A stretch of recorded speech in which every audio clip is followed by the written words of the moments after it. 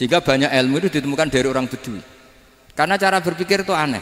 Kalau orang soleh, orang waras kan berpikirnya ada aneh, standar. Jadi orang Bedui itu aneh. Pernah suatu saat Rasulullah itu khutbah cerita kiamat. Wah, dahsyatnya kiamat kayak apa? Semua orang diam nangis semua. Orang Bedui enggak, lebih cerdas. Ini Nabi itu aneh. Cerita kiamat kalau udah ada tanggalnya ini gimana? Orang nangis semua karena dahsyatnya kiamat kayak gitu. Bumi dihancurkan, wus. Pantas sudah nangis dewi-dewi. Ya ono sing nangis pabrik banyune macam-macam ya. Ini kalau kiamat gimana ini perjalanan air kemasan saya kan orang mikir mikir dewe-dewe gitu. Tapi ini enggak orang Bedui cara berpikir tuh enggak malah ya Rasulullah mata saah engkau itu cerita kiamat tapi enggak jelas tanggalnya. Kalau cerita kiamat ya harus jelas dong kapannya. Jadi unik. Jadi cara berpikir sahabat kaget semua loh. Kaget karena gak kepikiran. Nabi a'radu anhu, a'radu itu mengabaikan. Banyak sahabat yang menganalisis lam yasma kan. Nabi memang gak dengar sehingga mengabaikan. Ada yang analisis lagi sami'a wa kariha. Sebenarnya Nabi dengar itu gak berkenan karena tengah-tengahnya khutbah kok tanya. Tapi si Arabi ini cerdas, masuk akal kan. Misalnya mau pilihan presiden, orang mesti tanya kapan kan gitu. Ya kan? Mau ganti presiden atau ganti bupati, takarannya orang kan kapan? Kayak Mas Akom jadi wali ndak? Pertanyaannya kan kapan? Kalau jatuhnya kan sudah ya. Sehingga tanya, mata sa'ah ya Rasulullah. Lama-lama Nabi diangen-angen ngono. Bener juga orang ini. Saya cerita kiamat kok nggak jelas kapannya. Ini Nabi menjawab. Tapi karena Nabi orang-orang yang sangat pinter, tanya balik. Ma'atat talaha. Lalu kalau kamu berani tanya kiamat kapan, saya tanya balik, ya persiapan kamu apa? Jawabnya santai saja. Fa wallah ma'atatullaha kabira sholatin wala siyamin walakinni uhibbuka ya Rasulullah. Saya enggak menyediakan apa-apa, sholat saya biasa aja, maksudnya standar. Ya kira-kira 5 waktu pas. Ya jenis saya lah kira-kira gitu.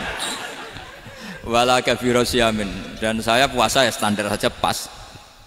Walakinni uhibbuka ya Rasulullah. Tetapi saya mencintai engkau ya Rasulullah. Jawabannya Nabi apa? Almar'u ma'aman ahabba. Sebagian riwayat anta ma'aman ahbabta. Jadi hadis itu populer tuh barokahnya wong desa tadi. Andai kan dia punya etika maka sowan dulu tanya 4 mata. Itu jadi hadis ahadi. Tapi barokahnya dia selonong di depan umum. Zaman Nabi khutbah itu jadi hadis mutawatir. Jadi kadang barang baik itu barokahnya orang yang enggak baik. Maksudnya su'ul adab. Tanya gitu kan su'ul. Tapi itu barokah. Akhirnya hadis itu mutawatir karena didengar ribuan sahabat yang mendengarkan khutbahnya Rasulullah. Tapi kalau hadis itu satu-satu kan khossoni bidzalika Rasulullah, khossoni bidzalika Rasul, itu nanti jadi hadis ahadi yang kualitasnya jauh di bawah hadis mutawatir. Jadi barokahnya orang su'ul adab itu ya ada. Karena Allah yang mendesain ini. Akhirnya kata sahabat, kata Anas bin Malik, mereka itu mangkelnya bukan main sama Arabi tadi karena tanya nggak sopan sama Rasulullah. Tapi setelah Nabi jawab almar'u ma'aman ahabba fama farihu bisyai'in farahahum bidzalika badal. Mereka tidak pernah senang dengan hadisnya Nabi sesenang riwayat almar'u ma'aman ahabba. Barokahnya Arabi Bedui. Makanya saya sebagai kiai ini Bedui saya tak pertahankan ila yaumil qiyamah. Karena umat ini pernah terbarokahi oleh orang apa? Bedui. Barokah su'ul adab tadi. Jadi mohon ini supaya majelis ini kan majlisul iltorti Rasulullah, coba terlatihlah mengatakan Allah itu subjek, Allah itu al-fa'ilul mukhtar, Allah itu al-fa'ilul mukhtar, Allah itu yang menentukan alam ini. Dan Allah mensifati dirinya wa annahu huwa adhaka wa abka. Allah itu zat yang memberi orang itu bisa tertawa. Dan Allah juga yang memberikan orang itu bisa menangis. Mbok kayak apa kamu neror umat, wah amal nggak mesti diterima gini-gini. Ternyata neng majelis nangis ya, mulai guyu. Kadang guyu-guyune ngenyak tenane. Daripada apa ya agak-agak merodok orang yang dohirnya beda dengan batinnya, nggak perlu distatuskan seperti itu. Ya sudah biasa saja. Jadi, nah, fi muqaddimihim imam besar dalam manhaj ini. Namanya Abul Hasan apa? Asyadzili. Abul Hasan Asyadzili itu kalau ada orang tanya gini, Beb saya ini susah, sholat saya tidak mesti diterima Allah gini-gini, marah. Enggak usah. kafa bika jazaan an radiyaka laka ahlan. Sudah kamu ditakdir pernah sujud itu sudah keren. Saya itu andaikan dapat kabar dari malaikat bahwa sholat kamu tidak diterima, saya tidak susah. Bukan karena sombong, pernah ditakdir sholat sujud ning Allah itu keren. Kayak apa malunya kita ketemu Allah kemudian kita di bumi tidak pernah sujud. Makanya itu Abul Hasan Asyadzili kowe ora usah mikir salatem ditampa ta ora usah mbok mikir. Kowe ditakdir tau sujud itu hebat. Kafa bika jazaan an radiyaka laka ahlan. Cukup kamu mendapat balasan dari Allah, kamu pernah ditakdir sujud. Gak perlu ngaji alim alama, gowo sawi ngalor ngidul jalalain keren. Paling gak malaikat pernah melihat kamu, wah gowo tak kitab kuwedi. Gak penting paham, gak penting. Karena isra bakat paham Mas. Jadi Abul Hasan Asyadzili adalah orang yang, dan itu Al-Hasani ya, dan itu Al-Hasani. Makanya macam-macam. Kita yang Al-Husaini sudah kita punya Faqih Muqaddam, punya banyak.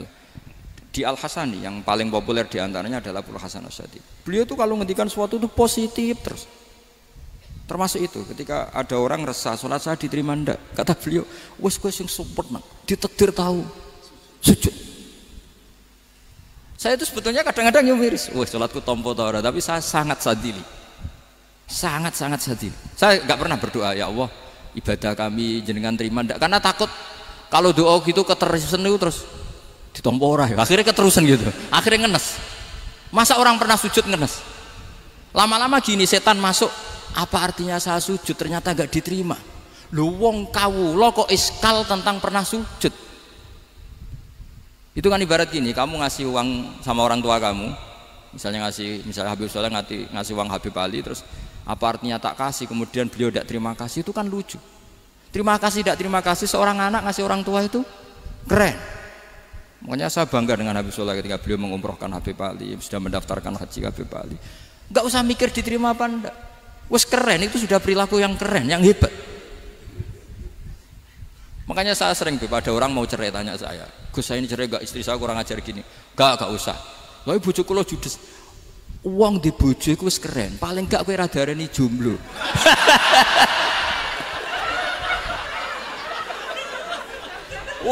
Diarani duda ora enak.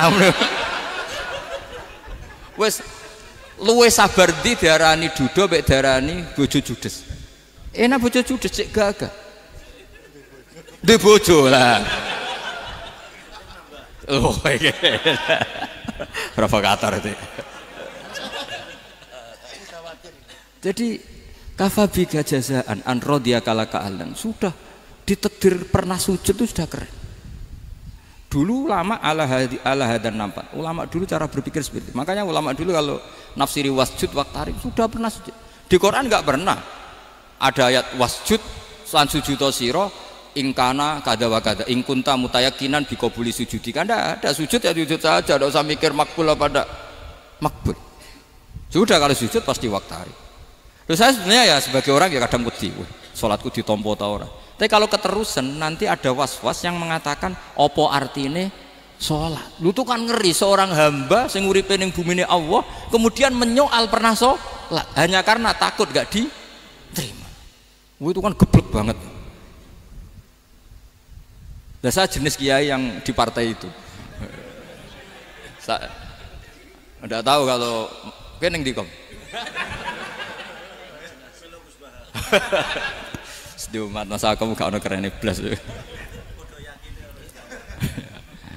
Jadi nah nanti kalau misalnya ada manhajnya Habib Soleh yang tidak seperti itu tidak apa-apa, mungkin supaya orang nggak takabur, nggak fakhr, sehingga makanya mulai dulu lama itu ya partainya kalau nggak rojak ya khauf.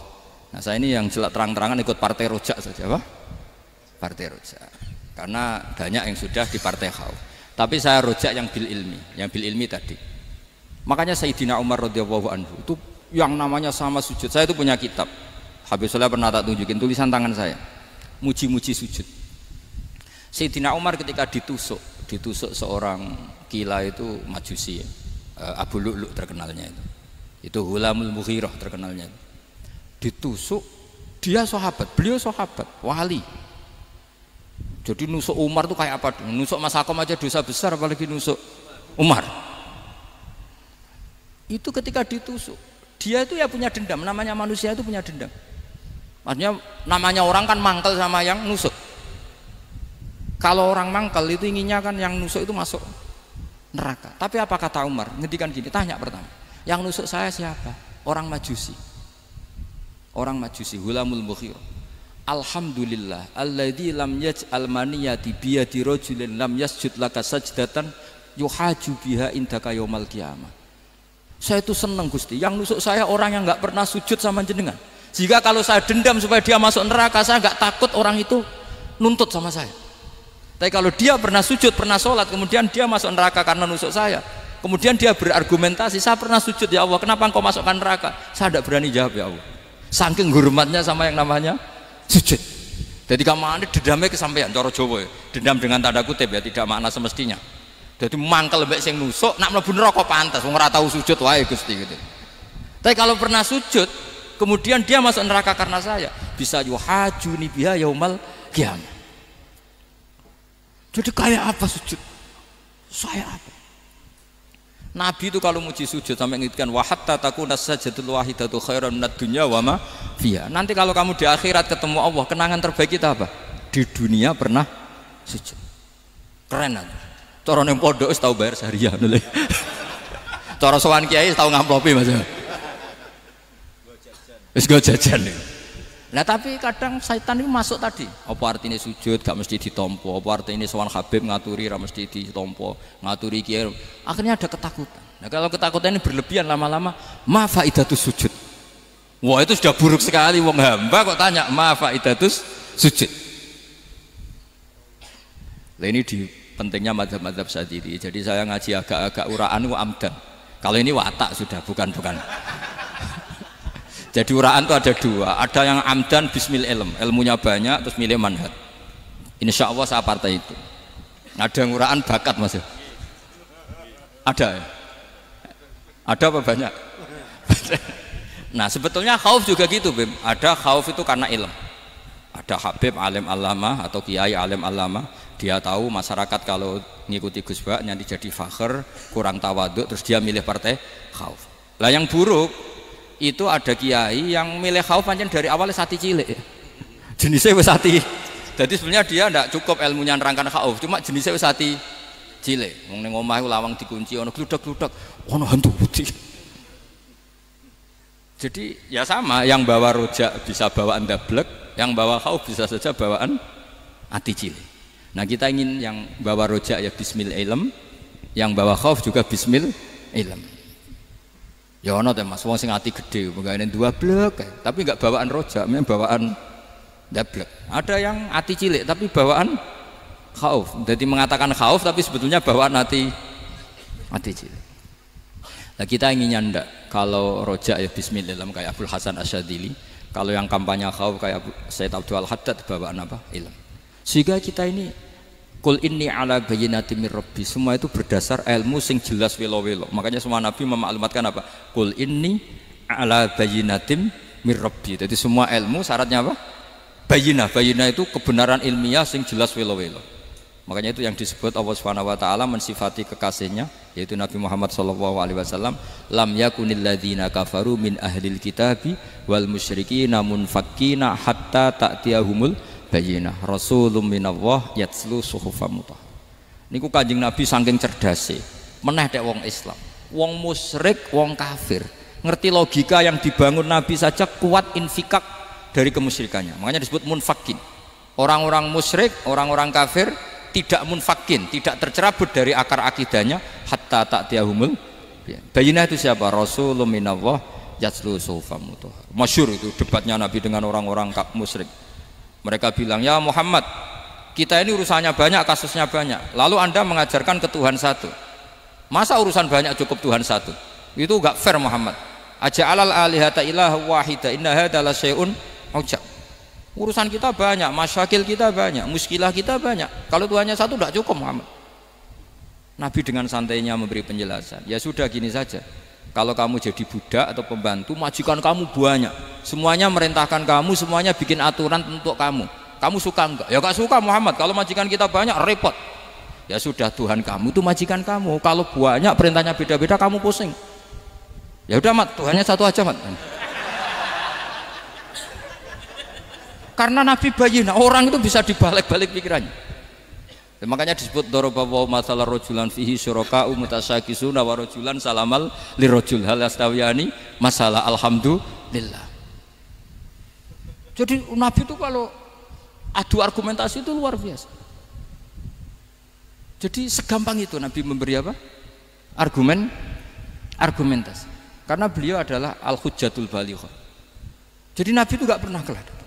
Pernah Nabi debat sama orang Yahudi, Muhammad, saya ini turunan Ibrahim, kita ini Israel ya, kita tahu Israel adalah turunan Nabi Israel, nama lain dari Yakub, Yakub bin Ishak bin Ibrahim. Padahal Yakub ini punya anak namanya Yahuda, makanya Yahuda bin Yakub bin Ishak bin. Kita ini yang mirip Ibrahim, bukan kamu.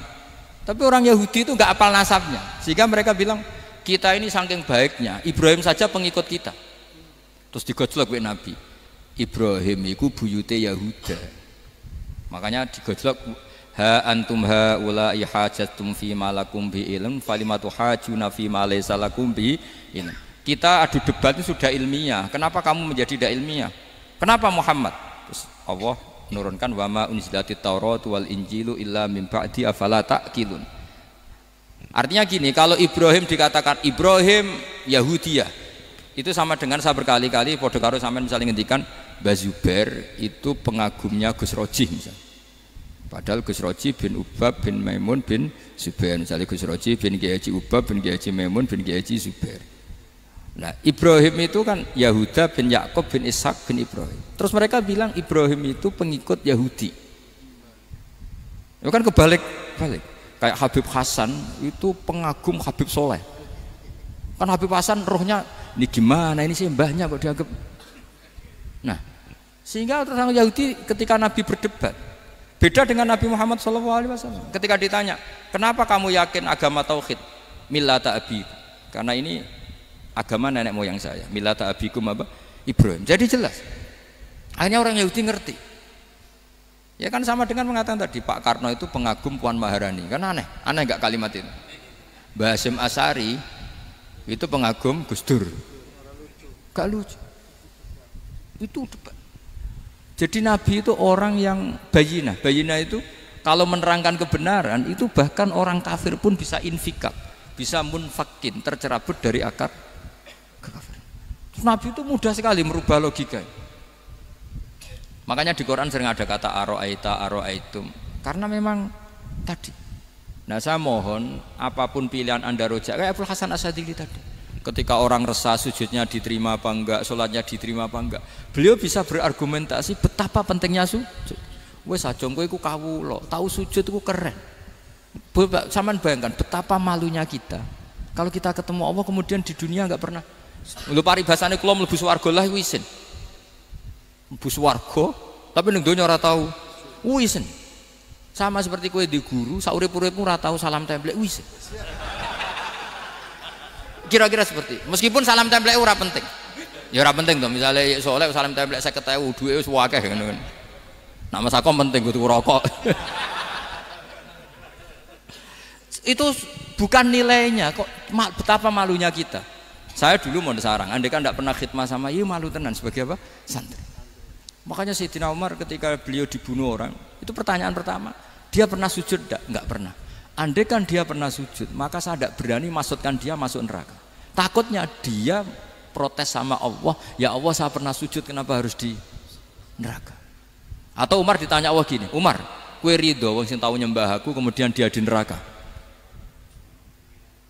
Kayak apa? Jadi makanya Umar ketika wafat ketika alhamdulillah alladzi lam yaj'al maniyati biyadi rajulin lam yasjud laka sajdah. Ya, jadi saya mohon sekali jadi majelis ini sebuah majelis mubarak, caranya tauhidnya dibenarin ya, tauhidnya dibenarin. Jadi Allah itu adhaka wa abka, Allah itu al-hadi, Allah itu ar-razzaq. Sehingga menteri ekonomi mbok salah rumusillah wong tetep mangan. Mergo Allah itu ar-razzaq. Mbok negara dikelola keliru lah wong tetep mangan, wong Allah itu ar-razzaq. Kiai rada akeh sing di masalah. Tapi ya tetap agama ini jalan. Lho andai kan syaratnya agama ini kiai ini bener, wah ya repot. Kowe iso bayangno Mas Akom bener terus. Tapi agama ini berkali-kali, coba di TV itu banyak nyun sewu, ada ustadz, ada kasus apa, ada kiai, kadang ada masalah hukum. Agama ini jatuh enggak masalah. Padahal di TV itu sudah dinasionalkan kan, ada kiai terlibat kasus hukum atau ustadz tertangkap karena melakukan apa gitu. Tapi enggak ngefek, karena agama ini bihifdzillah wa biriayatillah. Sama. Negara mana-mana kadang manajemen ekonominya enggak jelas, tapi masyarakat ya makan karena Allah Razzaq. Sama, aku kancanan Mas Ako mengeluh, tapi Allah adhaka, akhirnya iso guyu. Padahal orang untungnya blas kancanan dede. Tapi karena Allah itu adhaka. Nah kita dengan istri yang kita cintai, dengan keluarga kadang yang nangis. Karena Allah itu zat yang bisa memberi abka. Wa annahu wa adhaka wa abka. Terus wa annahu wa amata wa ahya. Kita tidak ingin mati, wah ya mati saja karena kita objek. Nah, hidayah itu seperti itu. Allah al-hadi. Apa? Allah itu kayak apa Korea, negara ateis. Enggak kebayang di sana ada ngaji Aqidatul Awam, Mabadi' Fikih. Sekarang banyak. Saya tuh kalau beli Aqidatul Awam kerdusan, tak kirimkan ke Korea. Sebelum saya ke Korea, karena sebagian santri saya di Jogja. Di sana ada ngaji Aqidatul Awam, ngaji Takrib. Bahkan saya di sana dilagokno sakduna fid dunya. Kayak apa Allah kalau ingin bikin hidayah? Karena Allah itu al-hadi. Wong Indonesia digerakno seneng duit. Bareng wis seneng duit moro apa? Korea. Setelah di Korea tersiksa karena enggak ada tempat sujud. Akhirnya urunan. Segampang itu kalau Allah menghendaki. Itu enggak dibenem MUI, enggak dibenem. Karena Allah al-hadi. Jadi saya mohon sekali tauhid ini dibenerin dulu. Allah tetap al-fa'ilul mukhtar, apa? Al-fa'ilul mukhtar, sehingga Allah mensifati dirinya adhaka. Mbok kamu bendung kayak apa, orang ngaji saya tetap guyu. Sekarang iso mbuli saya, oh Gus Bab ngaji tidak guyu. Allah yang memberikan guyu kamu itu.